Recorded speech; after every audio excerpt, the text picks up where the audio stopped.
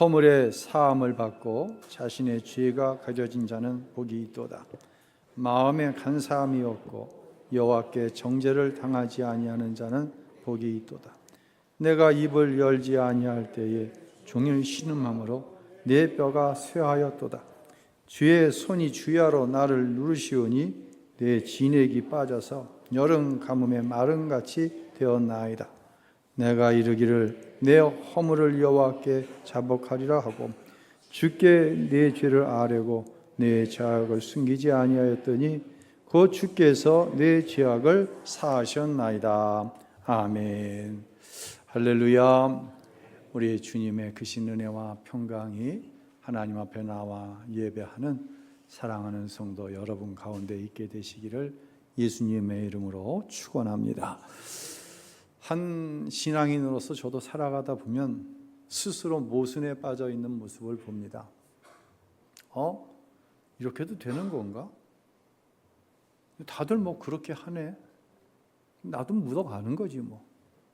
그러면서 이 모순으로 인하여서 때로는 이래도 하나님이 내 편이 되어 주실까? 자신감을 잃어버린, 그리고 기도할 때도 기도가 막혀지는 그런 일들을 경험하며 살게 되어집니다. 오늘 시편 32편을 여러 각도에서 여러 목사님들이 이제 설교를 하셨겠지만 그러한 각도에서 이건 모순인데, 이건 말씀이 맞지 않는데 하면서 여전히 그 길로 나아가고 있는 내 모습을 이 설교를 통해 볼 수 있기를 바랍니다. 그래서 설교가 오늘은 조금 삐딱한 설교가 될 수 있겠어요.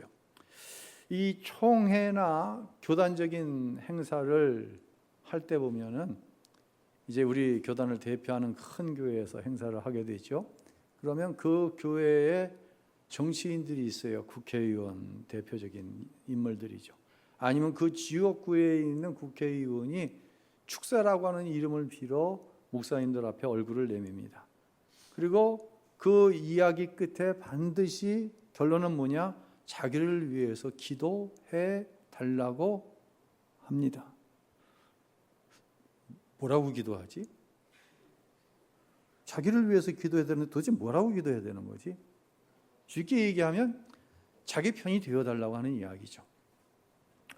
미국의 우리는 남북전쟁을 잘 알고 있습니다. 1861년도에 시작해서 1865년도에 전쟁이 마쳐집니다.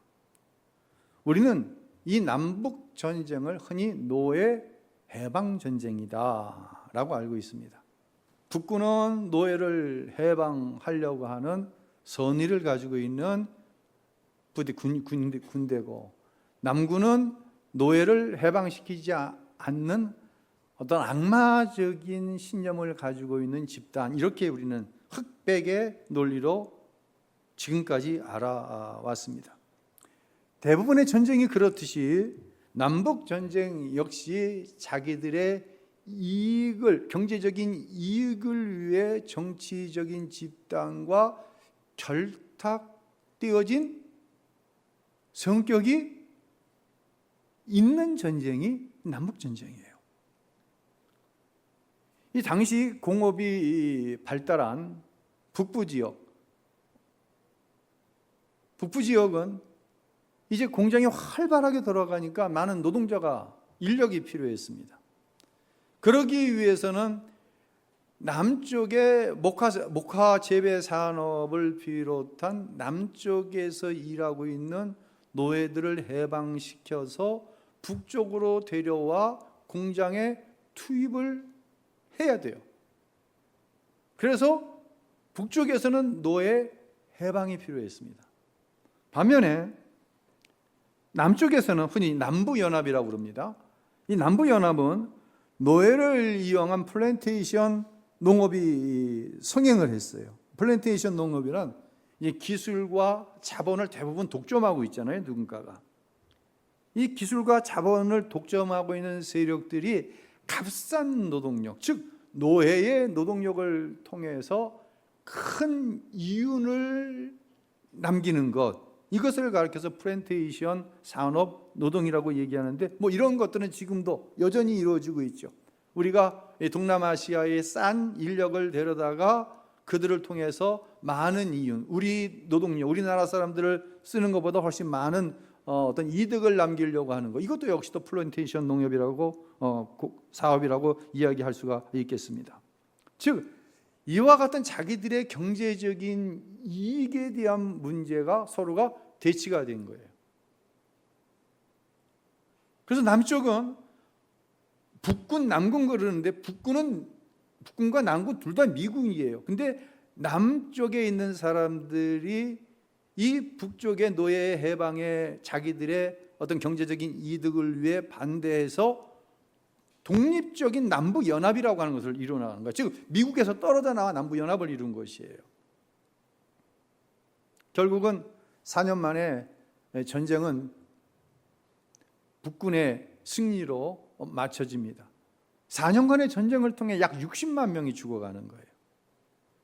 이건 단순히 노예를 해방시키겠다고 하는 것이 아니라 경제적인 논리가 들어가 있는 전쟁이었다고 하는 거예요. 남군도 북군도 하나님께 기도하는 거예요. 얼마나 모순이 되는지 한번 보세요. 예. 남군도 북군도 같은 하나님을 믿고 같은 성경을 보는 거예요. 당시 남군의 남부연합의 대통령이었던 제퍼슨 데이비스가 국가 기도의 날을 정하여서 이러한 기도를 합니다. 그 기도의 내용을 제가 한번 읽어볼게요. 기도야말로 전능하시며 만사를 주관하시는 하나님을 기쁘게 해드리는 일이다.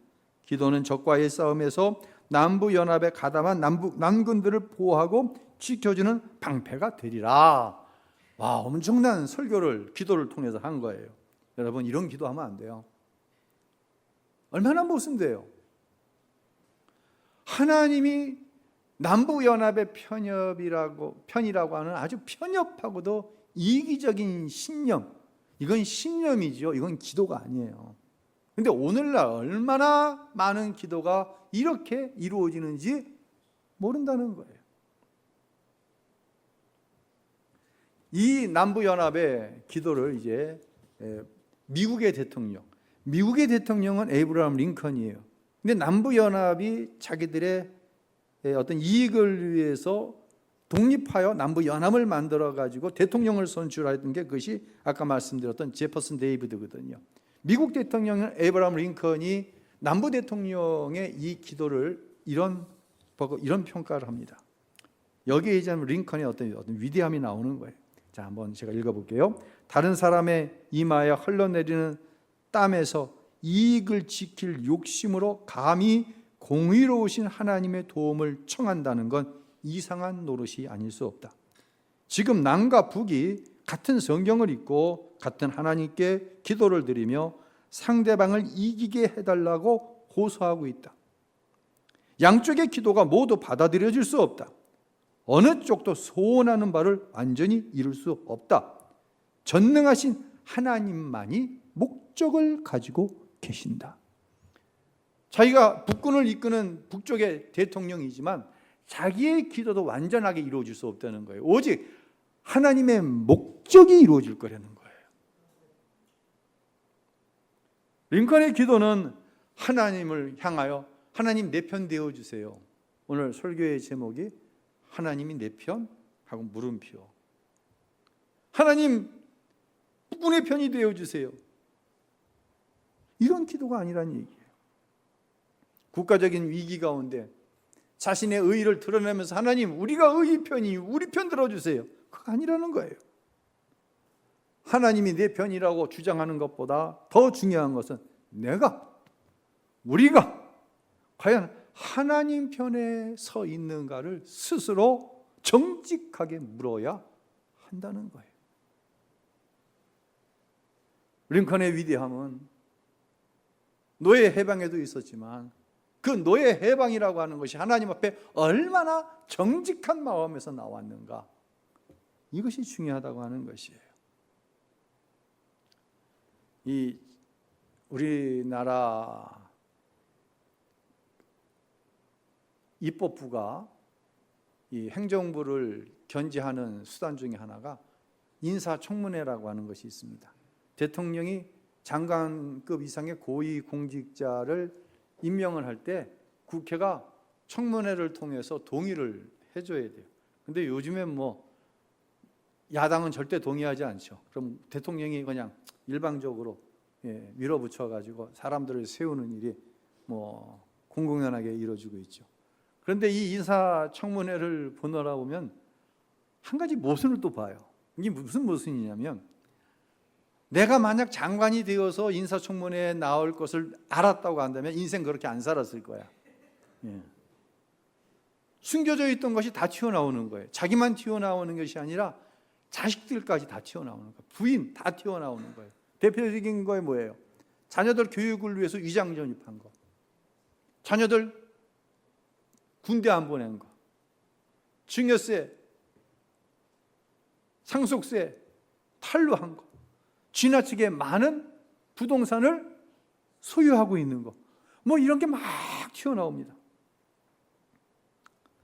그러면 이제 이 청문 대상인 고위공직자가 선별적으로 사과할 것은 사과하고 이제 인정할 것은 인정을 해요.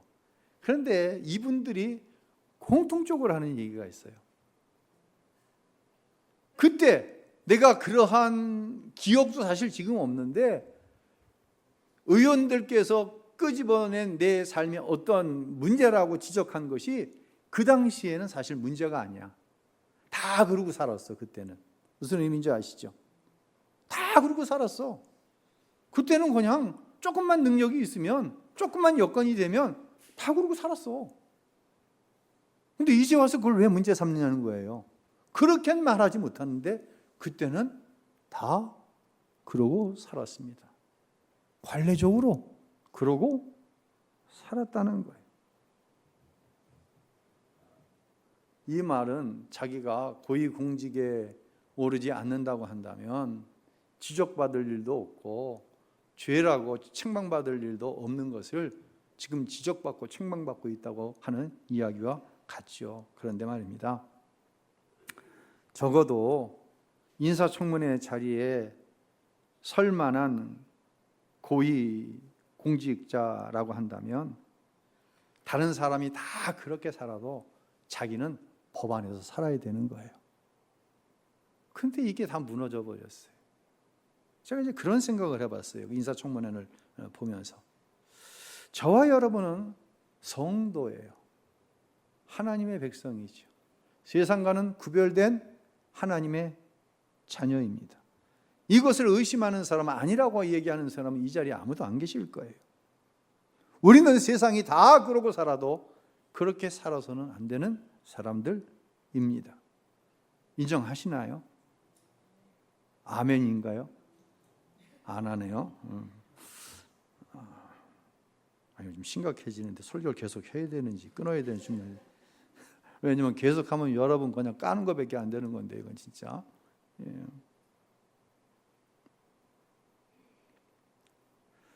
나는 도대체 구별된 삶을 살지 않으면서 우리가 확신하는 게 있어요. 하나님이 누구 편이다? 내 편이라고 하는 거. 이거 의심하는 사람 없어요. 다 그렇게 기도해요. 하나님은 언제나 내 편이야. 그리고 뭐 기도의 제목을 뭐 얼마나 대단하고 유창하게 이야기하는지 모릅니다. 하나님 내 편이니까. 다시 한번 질문을 던집니다. 도대체 왜 하나님이 여러분 편이에요? 왜 하나님이 내 편이셔야 돼요 도대체? 이거 심하게 얘기하면요, 아주 불경하게 좀 표현을 할게요. 이거 하나님 우습게 여기는 거예요.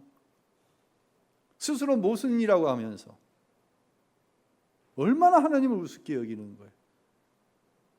하나님의 은혜와 사랑이 얼마나 처절한 대가를 치르시면서 우리에게 허락해 주신 건데 그 은혜와 사랑을 입어서 하나님은 항상 내 편이다? 이건 모순입니다. 다윗에게도 이런 세월이 있었어요. 다윗은 통일된 이스라엘의 왕이에요.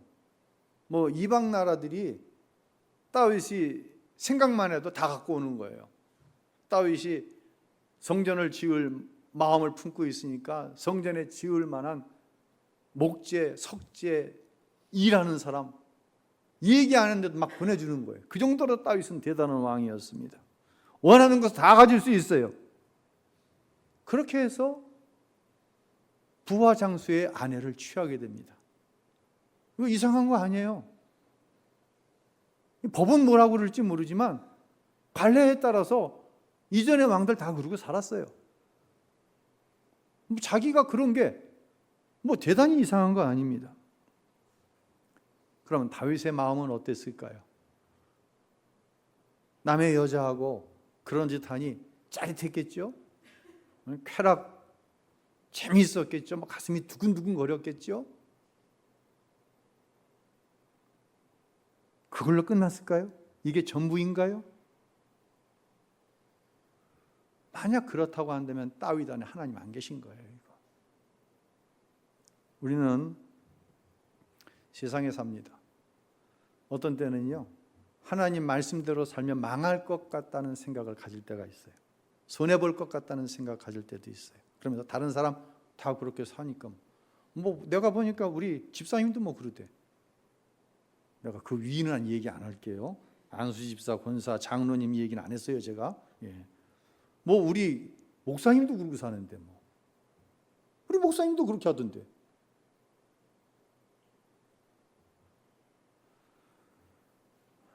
왜 그러고 살아요? 다른 사람 다 그러고 사니까.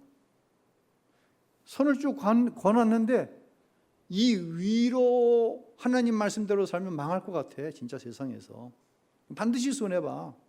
이거 복구하려면 한참 걸릴걸. 잘못하면 가능하지 않을걸. 다시 말씀드립니다. 다른 목사들 다 그렇게 해. 그 청문회에 나온 고위공직자하고 똑같은 얘기하는 거예요. 이렇게 사니 마음이 막 즐거워요? 뭔가를 이루고 누리며 사니? 짜릿해요? 그렇다면 그 목사 안에 하나님 안 계신 거라니까요. 사람은요, 교회를 다니는 사람도 안 다니는 사람도 기본적으로 양심이라고 하는 게 있죠. 예수를 안 믿어도 양심이 있어서 그렇게 살면 돼, 그렇게 살면 안 돼, 이 기준이 있어요. 집에서 키우는 개도요, 주인이 먹지 말라고 한 거 먹으면 주인 눈치 봐요, 안 봐요? 주인 눈치 봅니다, 개도요. 하물며 성도가, 우리는 하나님 앞에 서 있잖아요. 다들 그렇게 사는데 그럼 하나님은 뭐예요? 하나님과 동행하는 삶은 도대체 뭐예요? 그리고 하나님이 내 편이다? 모순이라는 거예요, 이건. 그럼 하나님이 내 편이라고 하는 것은 무엇을 의미할까요? 다윗이 죄를 범했죠. 그리고 아무 일이 없었던 것처럼. 다들 다른 왕들 더한 왕도 있었는데 그런데 다윗의 영혼은 다른 표현을 하고 있는 거예요. 육체와 정신은 짜릿하고 쾌락, 재미있는데 다윗의 영혼은 다른 이야기를 하는 거예요. 3절과 4절 읽겠습니다. 내가 입을 열지 아니할 때에 종일 신음함으로 내 뼈가 쇠하였도다. 주의 손이 주야로 나를 누르시오니 내 진액이 빠져서 여름 가뭄에 마름같이 되었나이다. 나도 보세요. 내가 입을 열지 아니할 때, 즉 죄를 숨기고 나는 그럴듯한 왕이야, 좋은 왕이야, 입을 열지 자기 죄에 대해서 입을 열지 아니할 때 종일 신음함으로 뼈가 말라붙는 것 같았다는 얘기예요. 하나님이 얼마나 내 양심을, 내 영을 누르시는지 온몸에 진액이 빠져서 가물은 여름에 논바닥이 밭이 쩍쩍 갈라진 것처럼 그 쩍쩍 갈라진 틈으로 그 진액이 다 흘러나가. 이게 산 게 아닌 거예요. 지금. 그 상태가 되었다는 거예요, 다윗이. 이게 하나님이 내 편인 사람의 모습인 거예요.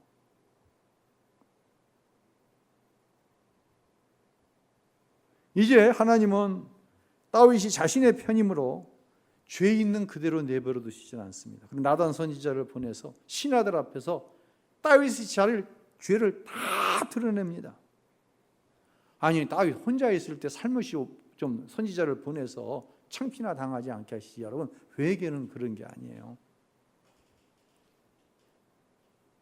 이때 다윗의 정직함이 나옵니다. 다윗은요, 다른 왕들도 다 그렇게 살았는데라고 이야기하지 않았습니다. 왕들 가운데 나보다 더한 사람도 있었는데라고 선지자에게 이야기하지 않습니다. 그는 자신의 죄를 처절할 정도로 하나님 앞과 사람들 앞에서 회개합니다. 그리고 이런 고백을 하는 거예요. 1절과 2절 함께 읽겠습니다. 허물에 사함을 받고 자신의 죄가 가려진 자는 복이 있도다. 마음에 간사함이 없고 여호와께 정죄를 당하지 아니하는 자는 복이 있도다. 나를 주님 앞에서 멀리하지 마시고 주의 성령을 거두지 마옵소서. 하나님, 내 왕권 거둬가시면 안 돼요. 하나님, 내 죄가 발각됐으니 신하들로부터 나 부끄러움 당하지 않게 해주세요. 다윗은 이렇게 기도한 게 아니에요. 허물의 사함을 받았어요. 왜요? 처절할 정도로 회개했어요. 다 거두어 가시더라도 내 안에 성령은 거두어 가지 말아주세요. 즉 하나님의 사람으로 사는 것을 하나님 거두지 말아주세요. 내가 하나님 편에 서서 살기를 원합니다. 하나님이 내 편 되기를 원합니다. 그러기 위해서 내 안에 성령이 거하셔서 성령의 인도를 받아야 되는데 다른 거 다 거두어 가셔도 성령은 거두지 말아주세요. 이 고백 가운데 하나님께서 내 죄를 가려주셨어요. 하나님께 더 이상 난 정죄를 당하지 않아. 죄가 발각나지 않았을 때 당하던 그 모든 고통이 사라지고 하나님 앞에서 진정한 자유함을 누리는 거예요. 스스로의 모순 가운데서 하나님께서 해방시켜 주셨어요. 다윗은 이런 성도는 하나님의 인도하심을 받습니다 라고 고백을 합니다. 이게 바로 하나님 편에 선 성도의 특징이 뭐냐? 하나님의 인도하심을 받는 거예요. 8절 읽겠습니다.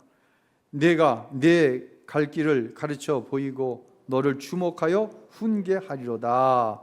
하나님이 여러분의 갈 길을 가르쳐 보여주시는 거예요. 만약 우리가 하나님이 원하시는 길로 가지 않을 때 하나님이 우리에게 말씀하시는 거예요. 말씀을 통해 훈계해 주시는 거예요. 그러면 그 훈계의 말씀을 기쁨으로 받고 다시 하나님의 말씀의 편으로 돌이키는 거예요. 하나님 편에 선 사람, 하나님이 내 편에 선 성도의 특징이에요. 이렇게 이야기하면 이런 말 할 수 있어요. 하나님은 나에게 말씀하시지 않았는데요. 하나님은 한 번도 나를 스스로 인도하시지 않았는데요. 그렇습니까? 정말로 몰라서 죄 짓고 정말로 몰라서 불순종하나요? 아니에요. 아닙니다. 에덴 동산에서 하나님께서 아담에게 이런 말씀을 하셨어요. 창세기 2장 17절에 보니까 선악을 알게 하는 나무의 열매는 먹지 말라. 내가 먹는 날은 반드시 죽으리라. 하나님의 말씀이에요. 흔히 말하는 선악과 따먹으면 반드시 죽는다고 하나님이 말씀하셨어요. 그런데 아담과 하와는 말씀을 어기고 선악과를 따먹습니다. 그 말씀 안 들어서요? 그 말씀 몰라서요? 여러분이 그 말씀을 몰라서요? 하나님께서 여러분에게 말씀하지 않으셨어요? 아니에요. 지금도 우리 예수님은 내가 문 밖에서도 두드리노니 내가 문을 열면 내가 너와 더불어 먹고 마시고 너와 함께 하실 것이라고 말씀하시는 거예요. 두드리고 계시는 거예요. 열지 않는 건 누구예요? 내가 열지 않기 때문에 하나님이 일하시지 못하는 거예요. 안 하시는 거예요. 하나님은 선악과를 따먹지 말라고 말씀하셨듯이 우리에게 주일 그건 내가 먹어버리면 안 되는 거야. 11조 그건 내가 먹어버리면 안 되는 거야. 맥주절 성경에 맥주절이 있나요? 아직도 혹시 그렇게 얘기하시는 분 있지 않아요? 자, 출애굽기 23장 16절 19절 맥주절을 어떻게 지킬 것인가에 대해서 하나님은 분명하게 말씀하고 계십니다. 함께 읽겠습니다. 맥주절을 지키라. 이는 내가 수고하여 밭에 뿌린 것에 첫 열매를 거둠이니라. 내 토지에서 처음 거둔 열매에 가장 좋은 것을 가져다가 너희 하나님 여호와의 전에 드릴지니라. 아멘. 첫 열매, 즉 1월부터 6개월 동안 우리가 하나님의 은혜 안에서 살았어요. 하나님 앞에 감사할 것을 감사하는 거예요. 그 남은 6개월 하나님 나를 도와주세요. 나를 축복해 주세요. 그리고 내 소원을 하나님 앞에 올려드리는 것이 현대적인 맥주 감사절의 의미예요. 하나님은 말씀하셨어요. 하나님은 여러분이 그렇게 하시기를 원하세요. 하나님은 그러한 여러분의 펴서 여러분을 축복하시기를 원하세요. 아멘. 믿음으로 순종할 수 있기를 바랍니다. 이스라엘이 이집트에서 종로로 타다가 전적인 하나님의 은혜죠. 뭐 이스라엘이 뭘 잘해서 종로로 서서 구원받은 것이 아니라 이제 10가지 재앙을 애굽의 왕에게 보이시고 또 홍해를 갈라주셔서 이스라엘이 약속하신 축복의 땅인 가나안을 향해 갑니다. 하나님은 분명히 이스라엘 편이세요. 그런데 이스라엘은 어땠습니까? 그렇게 보여주셨는데 낮에는 불기둥, 구름기둥, 밤에는 불기둥으로 인도하셨는데 안 듣는 거예요. 말. 기회만 있으면 불만하고 기회만 있으면 불순종하는 거예요. 그러면서 하나님이 가나안 땅을 우리에게 약속하셔서 이건 못은 아닌가요? 이건 못은 맞습니다. 결국 어떻게 돼요? 약속하신 땅인 가나안에 들어가지 못하는 거예요. 하나님이 약속하시지 않아서 우리가 축복을 받지 못하는 것이 아니라 스스로가 모순 덩어리에서 벗어나지 못하는 거예요.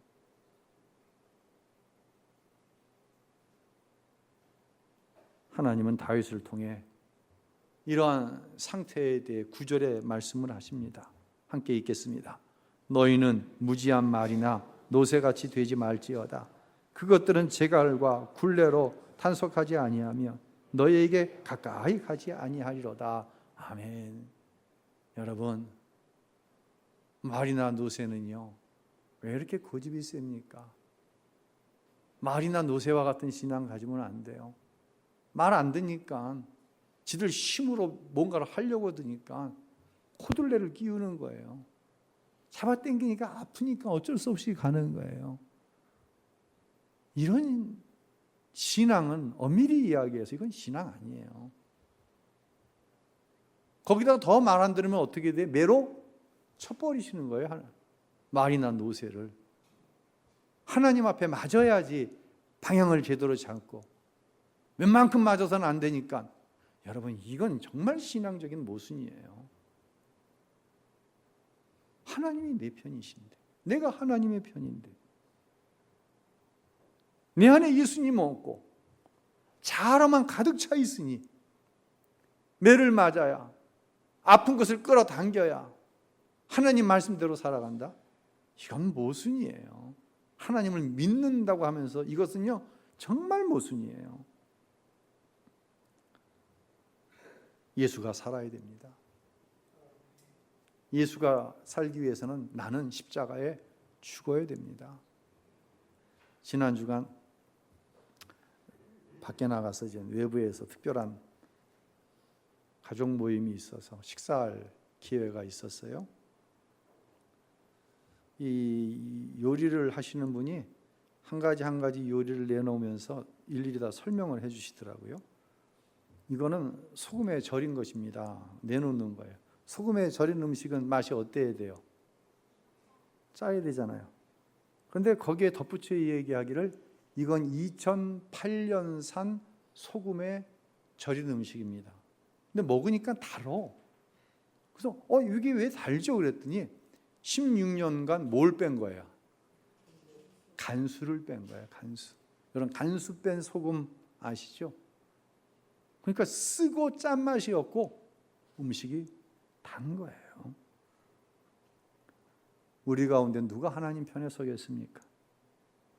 세상 한복판에 살아가면서 하나님의 말씀대로 살면은 망해, 손해봐. 그 결과를 너무 잘 알고 있어요. 그런데 나는 하나님 편에 서기를 작정했고 그렇게 되기를 원해. 근데 문제는 뭐냐? 내 의지로 안 되는 거예요. 이게 내 원하는 대로 안 되는 거예요. 내 힘과 의지로 안 되는 거예요. 내 힘과 의지로 안 되던 것이 십자가를 통과하는 거예요. 십자가를 통과할 때 나는 죽는 거예요. 그리고 내 안에 누구만 사시는 거예요? 예수로만 사는 거예요. 할렐루야. 다시 말씀드립니다. 세상 한복판에서 하나님 말씀대로 살아간다? 가능하지 않아요. 십자가 통과해서 나는 죽고 내 안에 예수만 살면요, 하나님 말씀대로 살면 분명히 손해보는데 얼마나 자유로운지 모르는 거예요. 자유로운 거예요. 그 손에 그건 내 자유함을 막는 요소가 될 수가 없는 거예요. 내 평안, 잠시 이 평안이 두려움과 염려라는 것으로 인해서 깨어지는데 하나님 앞에 나아가 기도하면 이 평안이 회복되어지는 거예요. 그래서 세상에 어떤 것도 하나님이 주시는 이 참 자유, 이 참 평안을 깨뜨리지 못하는 거예요. 그러니 내가 하는 것이 아니라 내 안에 계신 예수님이 기뻐하시는 삶을 살다 보니까 말씀대로 살아가는 거예요. 이때 나타나는 특징이 뭐예요? 하나님이 내 삶에 구체적으로 일하시는 것들이 보이기 시작하는 거예요. 이때부터. 시간이 얼마나 지났습니다. 보니까 하나님이 일하신 흔적이, 주님이 나와 동행하신 흔적이 그대로 선명하게 나타나는 거예요. 얼마나 자유로워요. 우리는 변해야 됩니다. 모순 가운데 빠져나와야 합니다. 모순 속에서 하나님 내 편 되어주세요. 무슨 자유가 있어요 거기? 거기에 무슨 평안이 있어요? 거기 무슨 하나님이 일하신 흔적이 있어요? 없어요. 그러고서 뭐 이루었다, 뭐 하나님이 이렇게 하셨다, 여러분 그거 속지 마세요. 어떤 자유함도 평안도 없는데 이룬 거 자기 노력 갖고 시대적으로 맞아 떨어지니까 이루어진 거 하나님 갖다 붙이지 마세요. 우리는 기도해야 돼요. 하나님이 내 편에 서주세요가 아니라 내가 하나님 편에 서 있기를 원합니다. 내 힘과 의지로 할 수 없습니다. 성령님, 나를 십자가로 인도해 주세요. 내가 십자가를 통과할 수 있도록 도와주세요. 이런 다윗이 이런 고백을 합니다. 우리 마지막으로 11절 그리고 16, 17절 읽는데 먼저 11절 읽겠습니다. 너희 의인들아 여호와를 기뻐하며 즐거워할지어다. 마음이 정직한 너희들아 다 즐거이 외칠지어다. 어때요? 누구를 기뻐하는 거예요? 이루어진 물질, 권력, 명예, 소원? 아니에요. 하나님을 기뻐하는 거예요. 하나님이 즐거워하는 거예요. 이게 다른 표현으로 자유함이고 하나님이 주시는 평안함인 거예요. 하나님의 말씀대로 살아가는 것이 즐거운 거예요. 양심을 넘어 하나님의 말씀대로 살 때 어떤 수고와 희생이 따른다고 할지라도 성령께서 주시는 자유함으로 순종하며 살아가는 성도가 하나님 편에 선 사람이에요. 이런 성도에게 다윗이 이러한 하나님의 편에 선 그 믿음의 자유함 안에서 스스로가 누리며 산 축복을 6절과 7절에 이렇게 고백합니다. 우리 마지막으로 읽겠습니다. 이로 말미암아 모든 경건한 자는 주를 만날 기회를 얻어서 주께 기도할지라. 진실로 홍수가 범람할지라도 그에게 미치지 못하리이다. 주는 나의 은신초이오니 환난에서 나를 보호하시고 구원의 노래로 나를 두루시리이다. 아멘. 할렐루야. 할렐루야. 하나님 편에 서시길 바랍니다. 하나님이 함께 하십니다. 하나님이 이루시는 참 자유, 참 평강, 그것이 여러분의 것입니다. 세상이 절대로 어떻게 못합니다. 세상에 강한 것들이 절대로 어떻게 못합니다.